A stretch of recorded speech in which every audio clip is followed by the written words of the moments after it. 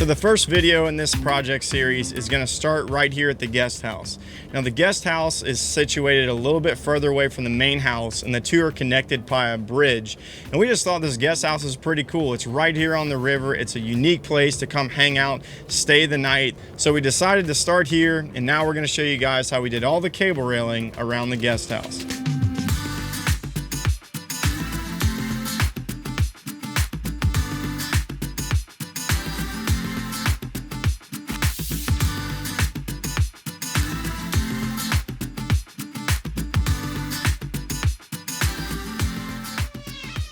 So whenever Shane and Christy first contacted us about wanting to do cable railing for this deck, they kind of were exploring a number of different options, but they ended up going with our Haas Stainless Revo cable railing system just due to how minimalistic it looks and easy it can be to install.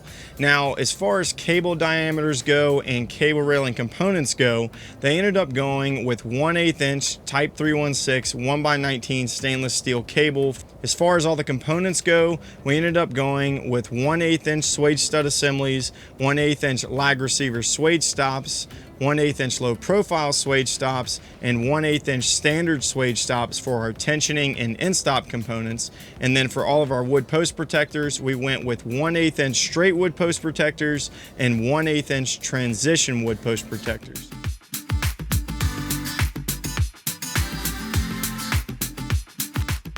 So the guest house is actually a pretty good example of a lot of the same scenarios that you'll find on your own backyard deck or patio. You know, there's only 4 cable runs that make up the guest house, and you can access the backside of all of your end and corner posts. So since we can access the backside of all of the end post and corner posts in this system, we're going to be using all through post cable railing components. So for our end stops, we're going to be using standard swage stops, and then for our tensioning fittings, we're going to be using swage stud assemblies.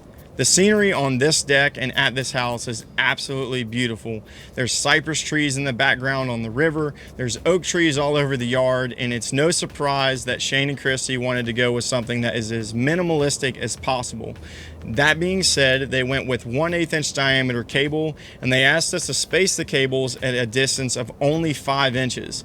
Now, code is typically going to be every 3 inches, but we luckily are in an area that's not affected by code, and that's how we were able to do that.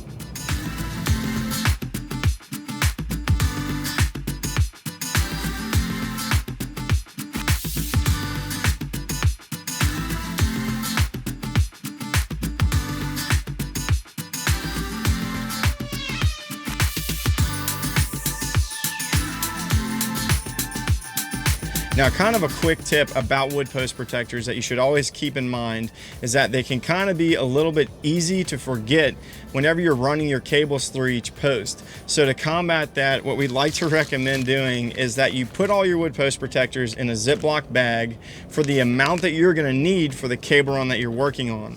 So for example, if you're working on a cable run and you need 40 wood post protectors, put all those in a bag as you're going through and running your cable.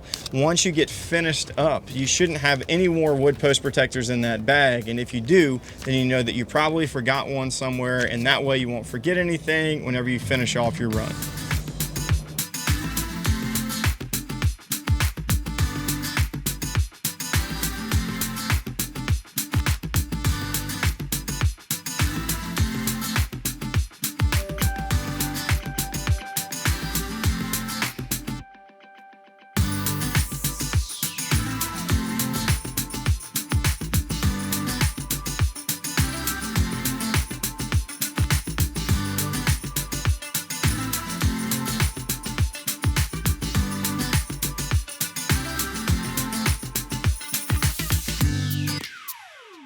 So that's going to be it for the guest house.